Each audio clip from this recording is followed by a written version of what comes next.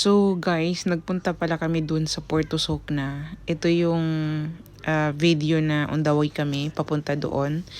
Ito yung place na dadaanan namin. Kumuha lang ako ng konting video para pakita sa inyo yung ang lawak ng mga lupain pala dito sa Egypt. At ano dito, mostly yung nadaanan namin dito na part, it's bukid, taniman, ganun.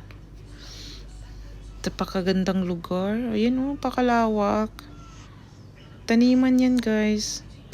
Tapos ito na pala yung ano guys, Porto Souk na place. Kung nakita niyo yung building na yan, yung mahabang building, it's apartment yan na ano, binibenta. Pero I think it's puno na yung ano na yun, apartment na yan.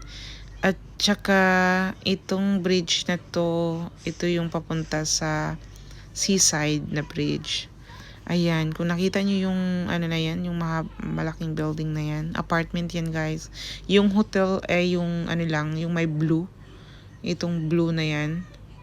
Yan lang yung hotel, pa ano lang, pahaba lang. Hanggang second floor lang yung hotel dyan. Ayan, andito na pala kami sa loob.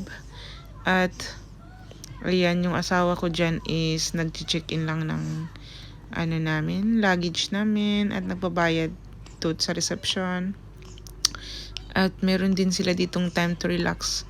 Pinuntahan ko pala yung ano, yung salt na sa cave. Pakasarap doon. Sarap, parang natanggal yung stress mo sa katawan mo. At habang nag-aantay kami sa asawa ko niyan, kinukuhanan ko si Mariam ng video. Ayan, tinitingnan siya, tumitingin siya kung saan-saan. At tinitingnan din niya yung mga pailaw dito. At yung Christmas tree. Kasi meron silang decoration dito ng ano, kasi nga December. So, may mga dekorasyon sila dito ng Christmas tree, Santa Claus, ganon. At tingnan niyo naman yung itsura ni Mariam. Parang lantang-lanta si Mariam sa biyahe kasi nga nagsusuka yan sa sasakyan si Mariam. At nakatulog din naman, kaso lang ano siya, nanghihina siguro siya sa biyahe, pakalayo kasi. Actually, umalis kami sa Alexandria ng ano, mga 10 AM ng umaga. Dumating kami dito ng mga ano siguro 7 PM ganun. So pagdating namin dito, dinner na. Ayan. Sa itsura ni Mariam. Lantang-lanta sa biyahe talaga eh. Manang-mana sa akin si Mariam kasi nung maliit din ako, nung bata pa ako, ganyan din ako. Tuwing umaalis kami, bumibiyahe kami ng tatay at nanay ko, nagsusuka din ako sa bus. Yan.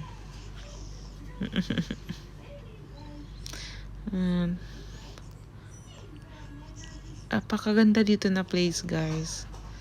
At nung 2 days namin, 3 days pala namin na pag-stay dito, yung second day naligo kami ng dagat. To follow yung video ko na lang. At sumakay kami nung parang parachute, hindi ko alam kung tawag nun. Nasa dagat kami, tapos sumakay kami ng asawa ko, at nasa taas kami ng dagat. Parang may ano siya, yung parachute ba. Ayan, umupo na si Mariam. At tapos na yung asawa ko mag-check-in. Akit na kami sa room. Ayan, kasama pala namin yung dalawang pinsan ng asawa ko, yung kapatid, yung nanay, si Mariam, ako, tsaka yung asawa ko. Ayan, nandito na kami sa elevator at akit na kami. Hinanap na namin yung room namin. Doon pa sa unahan. Ayan.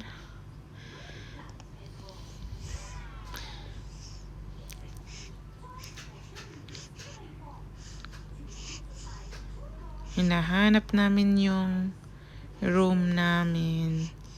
Nandun pa sa unahan. Ayan si mama. Hi daw sa inyo.